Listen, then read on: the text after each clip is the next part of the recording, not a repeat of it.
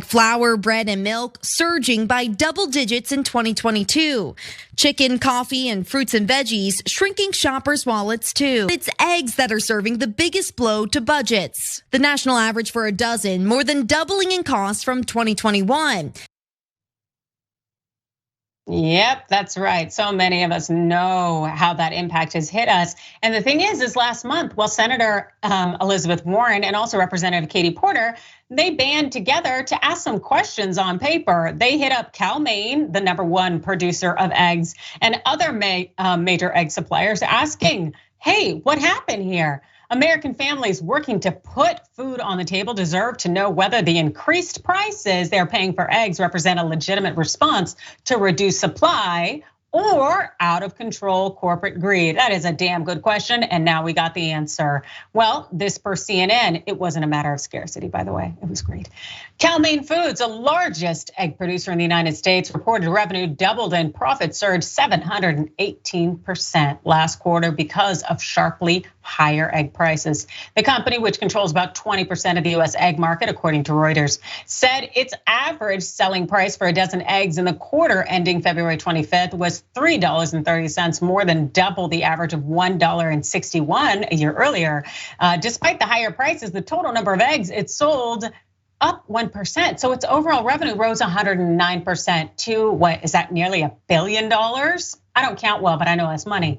That doubling of revenue was nothing compared to its profits, however. Net income soared 323 mil from only 39 million a year ago. The jump in revenue and profit has been expected, but easily topped forecasts. Shares of Cal-Maine were up 4% of pre-market trading. Now, the former Secretary of Labor, Dr. Robert Wright, well, he spoke some truth to power on Twitter, saying it's not just eggs. Since 2020, the price of bread up 22%, flour 21%, butter 31%.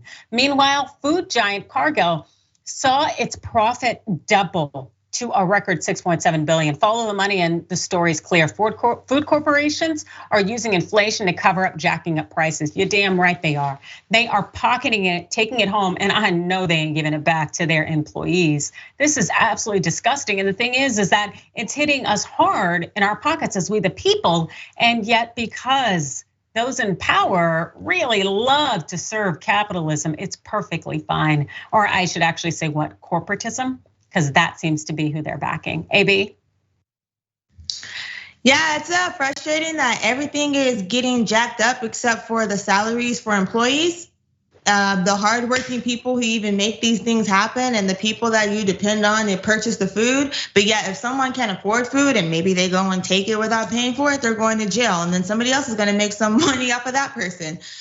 So what do we do at this point, right? We need to have a consensus as American people and figure out what it is we're gonna do to try to stop this, because it's starting to become inhumane, right? People are already struggling from the pandemic.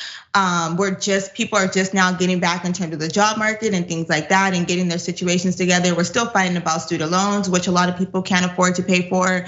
And now we are struggling to pay for food in a space where people were already struggling before inflation to pay for food, and children didn't have food to eat. And then you have governors who don't even want to provide free lunch. But there's all this money going to these same corporations that continue to pay for these legislators to keep their positions in Congress and wherever else they've been elected. So it's just, I'm frustrated, I'll be honest. I'm just and rightfully so, and exhausting.